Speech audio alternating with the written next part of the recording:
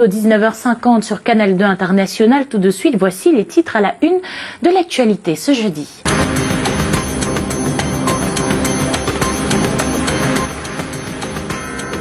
Les cahiers de la violence en milieu scolaire ouvrent une nouvelle page sombre ce jeudi où les armes blanches se bousculent avec les stylos dans les sacs des élèves. Des couteaux dissimulés par des apprenants ont été découverts à Fumban et à Douala. Les précisions dès l'entame de ce journal. Sentence irrévocable pour maître Sylvain Swop, figure du barreau camerounais, président du collège des avocats du MRC. La mort a frappé l'homme en robe noire aux premières heures de la matinée.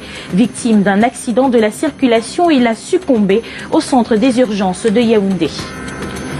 La symphonie de la colère a retenti à Yaoundé. Les membres du collectif des syndicats des artistes musiciens patriotes chantent en chœur leur indignation face à la légèreté dans la gestion collective des droits d'auteur.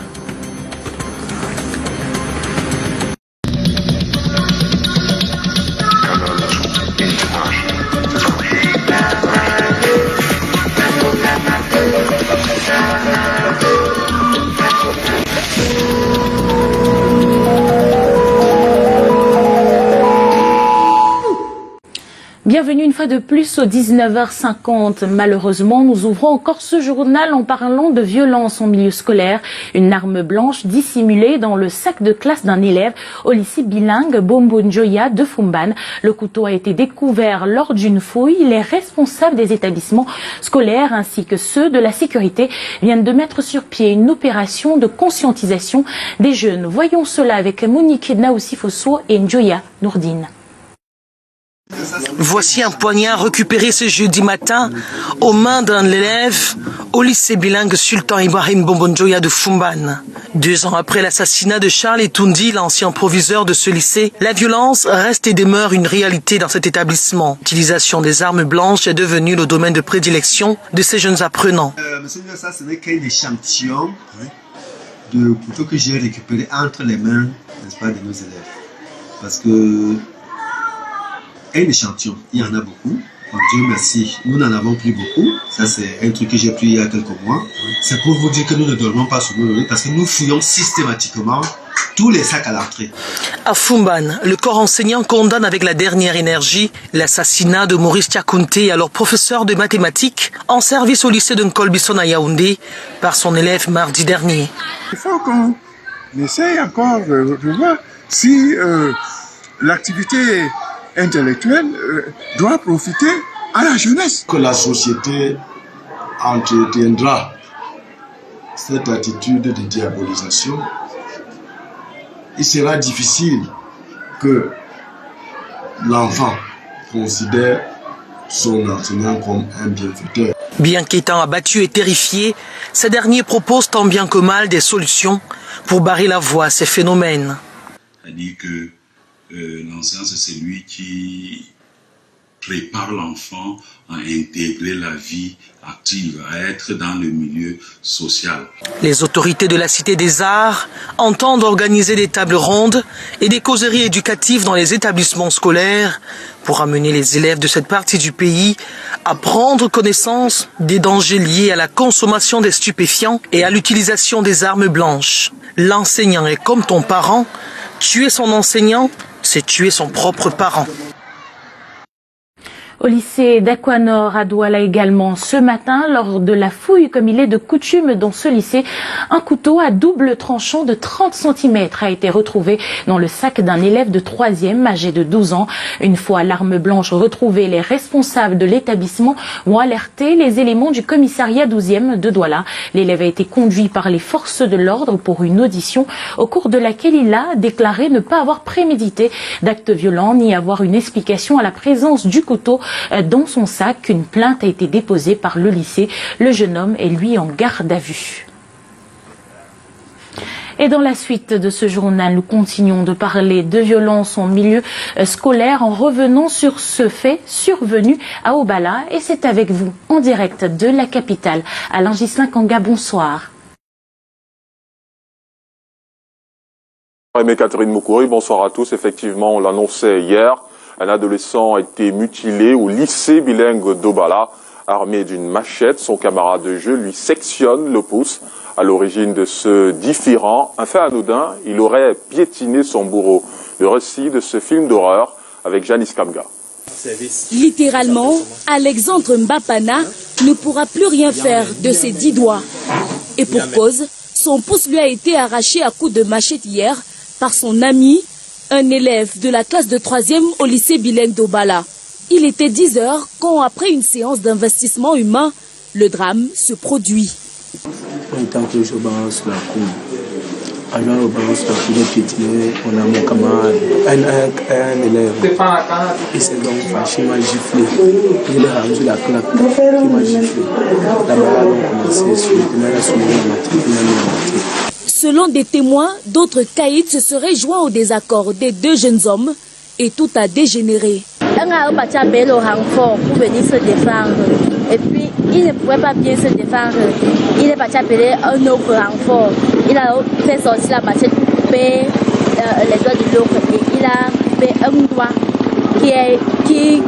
qui dansait déjà. Face à l'escalade de la violence dans ce milieu scolaire, l'inspecteur dépêché par la ministre des Enseignements secondaires, Nalova Lyonga, le délégué départemental et les responsables du lycée se sont réunis ce matin. Une série de mesures ont été prises. Sensibiliser les parents. Vous savez, l'éducation commence à la maison et se poursuit à l'école. En interne, nous avons donné des instructions pour que les forces de l'ordre soient très présentes et de manière inopinée dans les concessions, autour des concessions des grands établissements. Il est aussi question de nettoyer la broussaille autour du lycée et d'assurer une veille constante afin d'éloigner les délinquants de ces hauts lieux d'études. Alexandre, quant à lui, a été pris en charge immédiatement dans une formation sanitaire. Il est à présent hors de danger. Brice Bissé Ngosso, l'auteur de la mort de son professeur de mathématiques, est depuis 2 jours tristement célèbre au Cameroun. Dans son quartier de résidence, au Yomaban, à Yaoundé, on a perçu une métamorphose du garçon depuis quelques années. Qui est-il réellement? Que peut être la cause de son acte? Arnaud Gueffak et Lung Vendor sont allés à la rencontre de ses proches. Les herbes là où on appelle même ça, ou c'est le banga, ou c'est quoi même, c'est ça qui a donc tué, qui tue même mon enfant là où il se retrouve là-bas maintenant. Parce que quand il a commencé à prendre ça, il a changé. C'est une mère déboussolée et consternée. Malheur arrivé à lui par sa progéniture. Son fils Brice Bissé Ngosso, 17 ans, désormais tueur reconnu du professeur de mathématiques du lycée de Colbison. Dans un environnement de vie modeste au quartier Oyomaba à Yaoundé, elle occupe le premier appartement de ce bâtiment en location. Là, elle cohabite avec ses 2 petits-enfants et le fils devenu redoutable. À la maison, on le connaît comme impétueux. Il est très violent avec surtout celui-ci. Comme lui aussi, il répond mal. Au quartier, le jeune Brice, docile et serviable dans l'enfance, s'est complètement métamorphosé. Pour le chef de bloc, le bon commissionnaire d'hier est passé du mauvais côté il y a quelques années. Depuis 2 ans, 3 ans là, le comportement a changé. Il est devenu agressif. On essayait, tous les parents là, nous mamans, tous les gens que vous voyez là devant vous, on essayait toujours de le ramener, mais ça n'allait pas toujours. Dès qu'il allait tourner, il allait prendre ou quoi, on ne sait pas ce qu'il allait prendre. Il n'écoutait personne. Surpris, les responsables du quartier ont dû se pencher sur son cas devenu inquiétant, cause du mal identifié. Il prenait les stupéfiants. Dans son sac d'école, on a trouvé les stupéfiants là-dedans, les tombeaux, les tramoles, tout ça.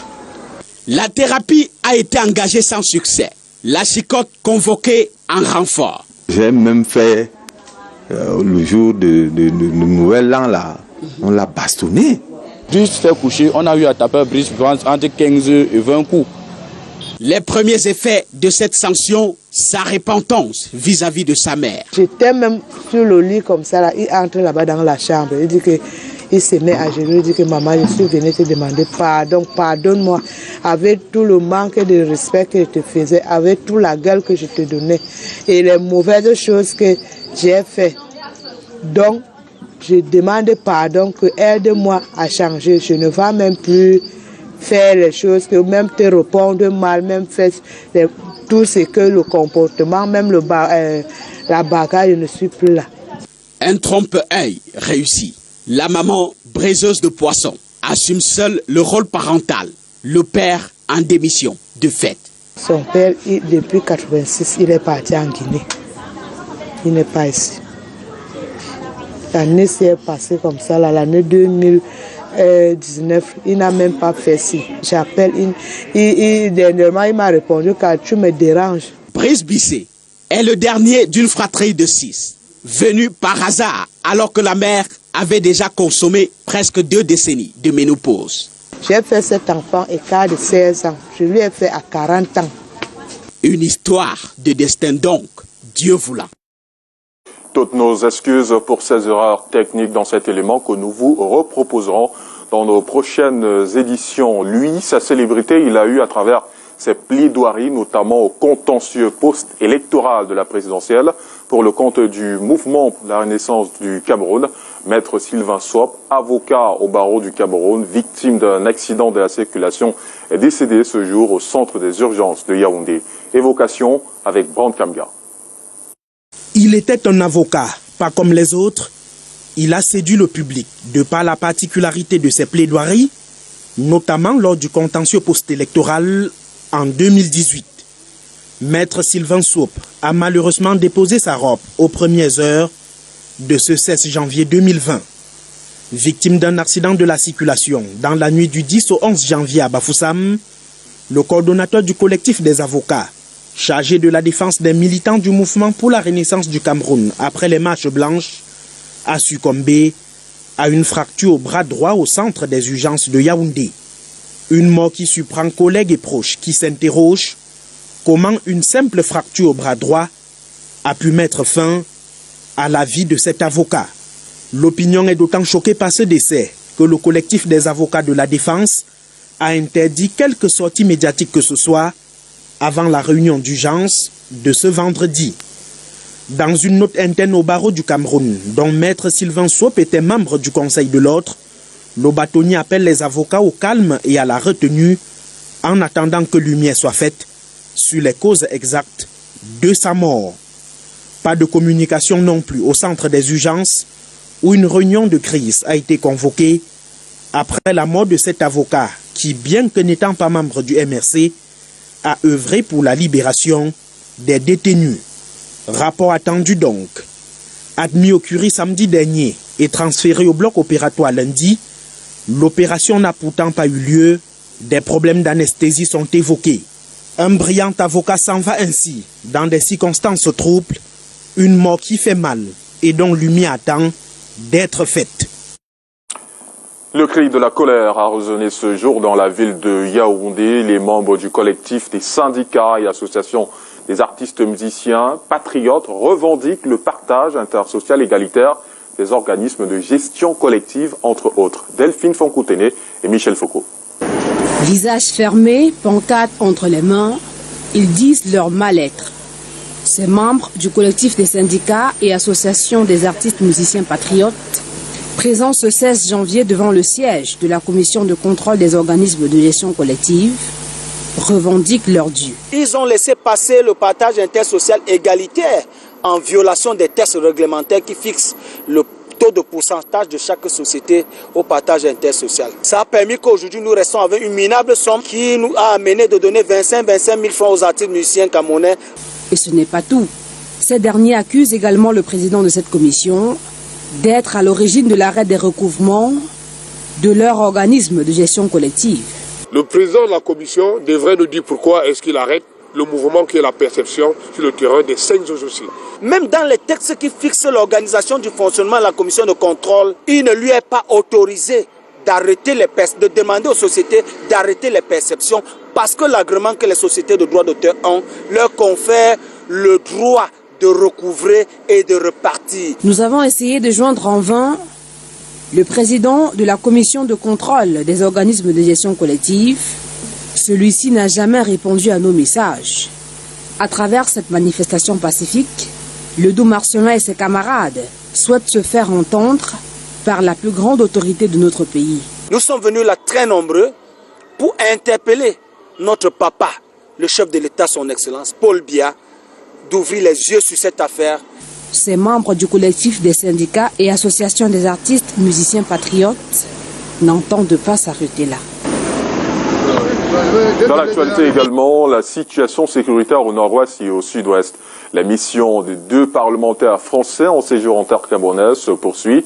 Lors d'une conférence de presse ce jour à l'ambassade de France à Yaoundé, Rodrigo Coquendo, vice-président de la commission des affaires étrangères, et Didier Quentin, répondant aux questions des journalistes, estiment que la situation s'améliore au vu des entretiens avec les acteurs de la vie nationale.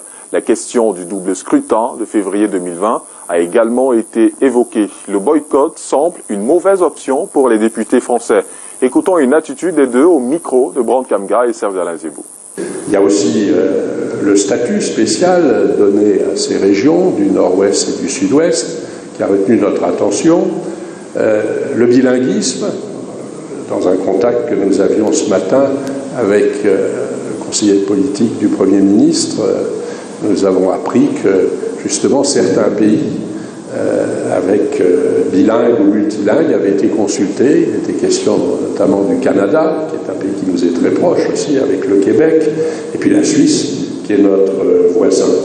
Et puis, il y a encore d'autres points importants, notamment tout ce qui concerne la reconstruction. En ce qui concerne le boycottage des élections, bien entendu, nous le regrettons. C'est pas pour nous laisser la chaise vide ne résout jamais rien. Donc si bien que nous encourageons tous les acteurs politiques à participer aux élections. Nous les invitons, nous les encourageons. Nous savons qu'il y a des difficultés, il y a d'autres pays autour aussi qui ont eu des difficultés et qui s'en sortent plutôt pas mal. Il faut encourager cela. Ce n'est pas fermer les yeux. Nous ne fermons pas les yeux sur les difficultés.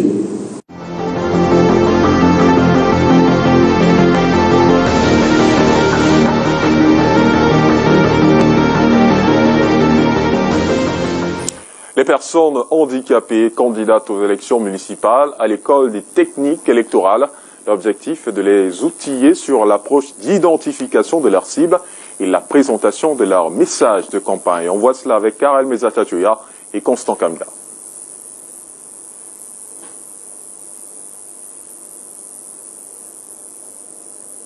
Elle est la toute première candidate non-voyante investie par son parti, le RDPC, pour les municipales prévues le 9 février prochain.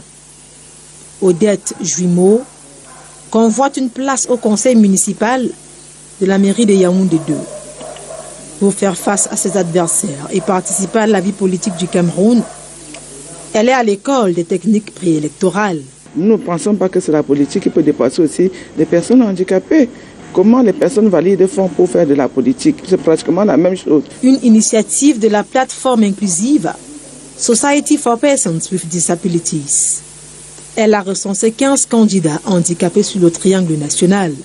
La grande majorité prend part aux travaux de ce 16 janvier à Yaoundé. Les outiller sur les techniques d'analyse déjà de leur cible, à connaître comment identifier la cible mon électorat, comment identifier les besoins de cet électorat-là et comment présenter le message de campagne. Parlant justement d'actions à mettre en œuvre, la question d'accessibilité aux administrations municipales qu'il convoite est au premier rang. Hervé Ngoyo Ngon, candidat au municipal à la mairie de Yaoundé 6, a encore en mémoire une mauvaise expérience. Il me souvient que le bureau du maire était à l'étage et par conséquent, il fallait emprunter beaucoup de marches d'escalier pour y arriver. C'était assez pénible et parfois, c'est des personnes handicapées à mobilité réduite sur un fauteuil roulant se faisaient souvent porter pour devoir rencontrer monsieur le maire, parfois même aller avec les fesses. C'est l'un des premiers problèmes auxquels tous comptent s'attaquer s'ils sont élus. Et à l'approche du double scrutin du 9 février prochain, l'heure est au bilan dans les différentes communes. Et à Doumé, dans la région de l'Est, les populations demandent de meilleures conditions de vie à l'exécutif communal, même si elles apprécient déjà ce qui a été fait. La commune de Doumé, comme elle va, c'est un reportage de Lille Piedou et Kizito Koumaï. Doumé, dans le département du Oignon, région de l'Est. Cette commune de 25 000 km² compte 50 000 âmes. Ici vivent les Makas, Abakoum, Baka, Bamoun, Peul, Bamileke, entre autres. La commune de Doumé est limitée au nord et à l'est par la commune de Doumentang et au sud par la commune d'Abomban. Elle est gérée par une femme. Le travail de Gisèle Rosempan ne passe pas inaperçu dans sa localité. Elle a ouvert beaucoup de routes qui étaient extrêmement impraticables.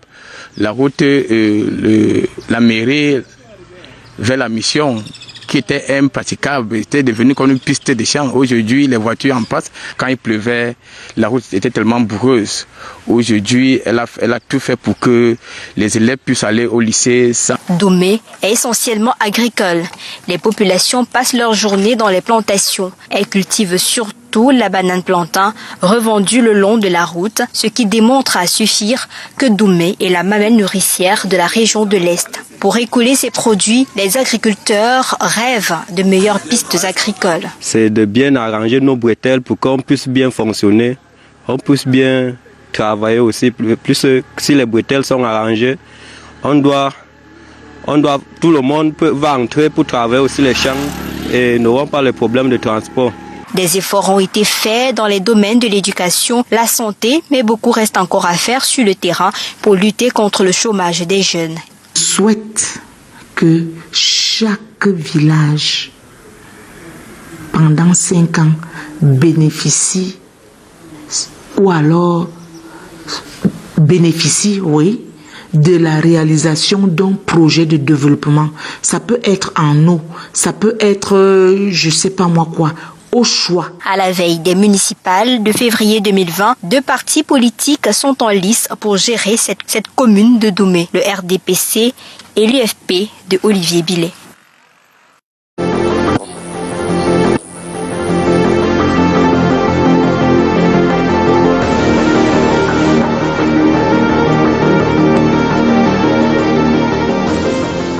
En économie, le taux de pauvreté au Cameroun est en baisse en 2018, mais beaucoup reste encore à en faire. Le ministre en charge de l'économie a présidé ce jour la cérémonie de lancement du rapport global et celui national du développement humain 2019. On voit cela avec Delphine Fonkoutene et Francis Kemnan. L'indice de développement humain au Cameroun est de 0,563 en 2018. Classé dans la catégorie des pays moyens, le 237 occupe le 150e rang sur 189 pays dans le monde. Des efforts ont été faits, mais les inégalités sociales persistent. On peut redresser cette inégalité, on doit redresser cette inégalité, et donc les 2 rapports nous donnent aussi beaucoup de pistes de travail sur comment renforcer les politiques qui s'adressent aux inégalités, les investissements. Le rapport global et celui national sur le développement humain 2019 sont officiellement lancés ce 16 janvier à Yaoundé, en présence de la coordinatrice du système des Nations Unies et le représentant du programme des Nations Unies pour le développement. Le second, qui porte sur le thème « Croissance inclusive, inégalité et exclusion », présente les nouvelles générations d'inégalités de développement humain. L'accès à l'enseignement supérieur, l'accès au débit, les dérèglements climatiques qui conduisent à des instabilités qui certainement causent encore des torts importants en matière de développement inclusif. Nous avons donc la chance d'avoir aujourd'hui des discussions qui vont nous permettre de développer de nouveaux instruments de mesure de les inégalités, des nouvelles politiques de mise en œuvre de la volonté des peuples à la base en matière donc de contribution au développement et à la fin de voir comment les ressources peuvent être distribuées de manière équitable. Le rapport sur le développement humain 2019 est remis au ministre de l'économie Alamine Ousmane, qui se charge à son tour de remettre le rapport national aux différents membres du gouvernement présent. Et la suite de ce journal, c'est à Douala avec Aimé Catherine Moukouri. Bonsoir. Bonsoir Alain Ghislain Kanga, à la suite de l'actualité pour ceux qui ont de la chance d'avoir de l'électricité ce soir. On parle bien évidemment des coupures intempestives d'électricité qui sont devenues le quotidien des populations dans la ville de Douala, malgré le communiqué d'Eneo qui vient justifier cet état de choses par l'absence de liquidité. Pour achat de fuel qui devrait alimenter les centrales électriques, les populations crient leur ras-le-bol. Les associations des consommateurs parlent d'arnaque, de manque d'expertise et de professionnalisme et souhaitent un retour à l'union des services autour de la production, le transport et la distribution d'énergie électrique. Charles-Robert Itoc et Thierry Nana pour les précisions. Un jour, 2, 3, 4, voire 5 à 6 dans la pénombre. Voilà le record d'absence d'énergie électrique enregistré par les ménages, les entreprises et les commerces dans la ville de Douala. Le manque est quasi généralisé dans la ville, entraînant de nombreux dégâts collatéraux. On ne parvient pas à se retrouver par rapport au programme donné aux clients, on ne s'en sort pas. Et ce qui fait que d'autres nous traînent balle, même comme si on a pris leur argent et qu'on utilisé. Avec tout cet investissement que vous avez fait et qu'en 2 jours, vous pouvez perdre ça carrément comme ça, c'est vraiment alarmant. C'est grave parce que là, on ne comprend plus rien. Étant donné que nous avons les appareils qui s'écrivent à tout moment, des coupures à chaque instant. Des coupures intempestives qui ne sont aucunement compensées. Pourtant, la loi sur l'électricité reste claire. L'électricité continue et garantie aux consommateurs. Il n'est donc pas question que l'électricité soit coupée à un seul moment. Ça, c'est la première chose. La deuxième chose, c'est que la loi sur la consommation, sur la protection du consommateur, demande que le consommateur soit compensé. Pour le président de l'association citoyenne des consommateurs d'énergie, d'eau, de gaz et de télécommunications, le problème de coupure d'énergie électrique est plus profond. Le mal que nous avons aujourd'hui provient de cette non-maîtrise apparente que nous constatons auprès de son naturel. Et si ça continue comme ça, je crois que nous allons souffrir encore plus longtemps et pendant plus longtemps encore. Face à ce malaise ressenti par les consommateurs, des propositions sont très vite trouvées. Une fusion des 3 entités qui gèrent l'électricité au Cameroun, c'est-à-dire que le transport, la production et la distribution, qu'elles soient regroupées en un seul maillon, comme cela s'est fait dans les années antérieures. Eneo, dans son communiqué, explique cette crise aiguë d'énergie par l'absence de liquidité, d'où la difficulté d'approvisionnement en fioul des centrales thermiques, entraînant des rationnements dans les réseaux interconnectés. Pour l'heure, les populations continuent de broyer du noir au mépris des conséquences certaines. Et une autre problématique dans ce journal, cette fois-ci en santé. La molécule RAISE est en rupture de stock dans la région du littoral. Le délégué régional de la santé l'a fait savoir dans un communiqué. C'est un antituberculeux. Son absence pourrait entraîner des conséquences telles une augmentation du nombre de cas de tuberculose et la survenue de résistance chez les patients en cours de traitement. Mireille Flore des Fofotso et Marius Kosso nous apportent les précisions dans cet élément. Ici, au centre des maladies respiratoires de l'hôpital Lakentini de Douala, les patients vont et viennent. Des myopes et parents de malades. Ils viennent d'acheter un médicament, mais ce n'est pas la molécule RAISE. La patiente, elle avait une tuberculose pulmonaire. Nous voyons qu'il n'y a pas de médicament. Mais nous avons l'impression qu'il y a quelque chose qui ne va pas. Depuis quelques semaines, cette molécule est en rupture de stock dans la région du littoral. Le délégué l'a fait savoir à travers un communiqué. Un tour effectué dans quelques pharmacies de la ville, impossible de la trouver. Le médicament n'est pas vendu en pharmacie tout simplement parce qu'il est subventionné. Et s'il arrivait qu'on importait le médicament, il coûterait trop cher pour le patient.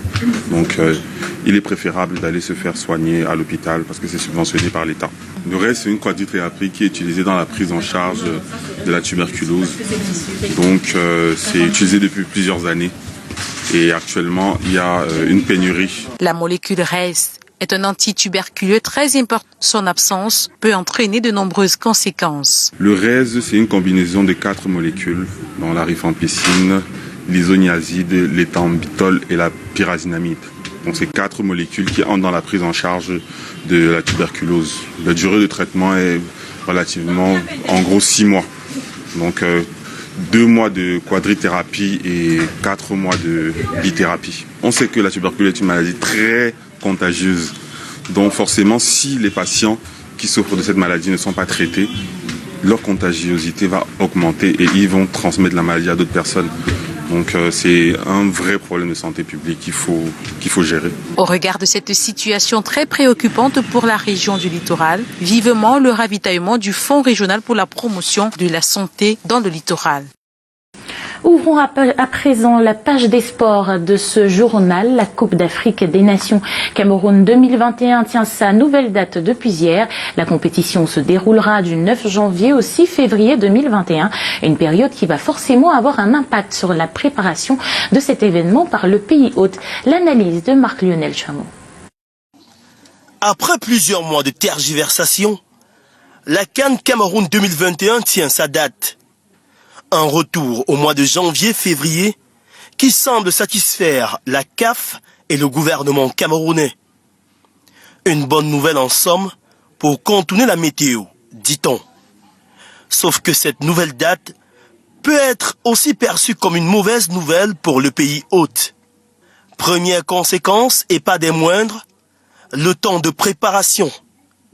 Si la CAN 2021 se disputait au mois de juin comme initialement prévu, le Cameroun disposera d'un an plein pour achever à 95% au moins ses nombreux chantiers et mise à jour des infrastructures routières, hôtelières, hospitalières et de télécommunications.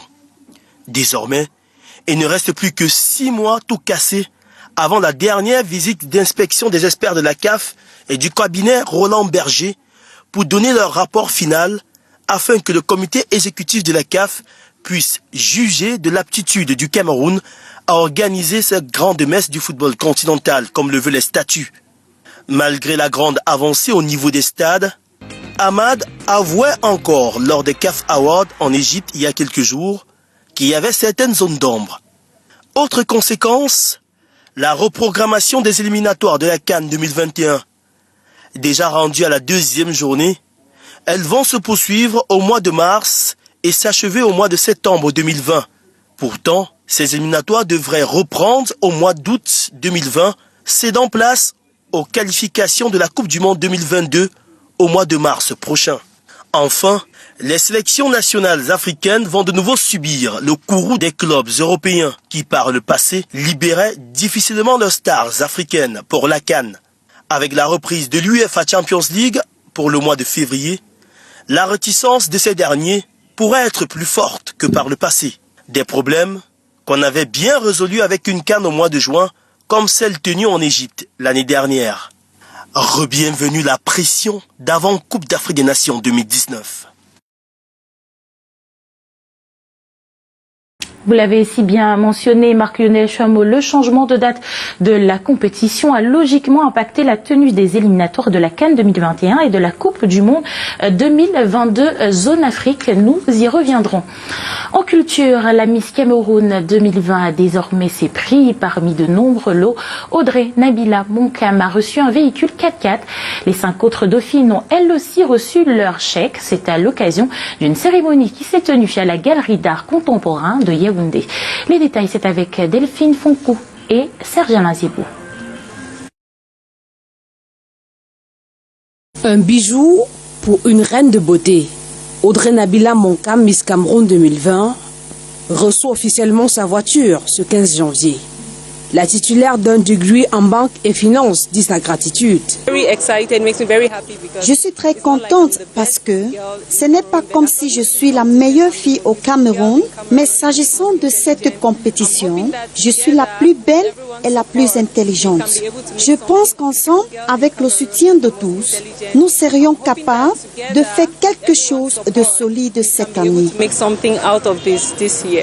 La Miss, âgée de 24 ans, originaire de la région du Nord-Ouest, reçoit par la même occasion, le temps de cette cérémonie à la Galerie d'art contemporain de Yaoundé, un chèque de 5 millions de francs CFA et les clés de son appartement. Elle percevra chaque mois pendant la durée de son mandat un salaire de 150 000 francs CFA. La présidente du comité d'organisation se réjouit du succès de cette édition. Je tiens tout d'abord à remercier tous ceux-là qui ont permis que ce rêve soit réalisé. Et bon, vous avez la suite, hein? Vous avez vu. Je crois que d'ici 2 semaines, vous irez visiter l'appartement. La Miss a eu tous ses lots et nous rendons grâce au Seigneur. Le ministre des Arts et de la Culture est représenté à cette cérémonie qui marque la fin de l'élection Miss Cameroun 2020.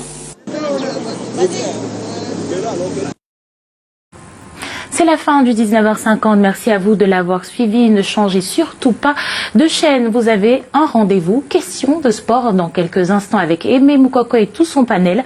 Au menu, entre autres sujets, la nouvelle nomination de Timothée Atouba comme Team Press Manager des Lions à Prime, l'avancement des dates des éliminatoires Cannes 2021, y compris les dossiers chauds du CHAN. Coup d'envoi question de sport à 21h30. Bonsoir à tous.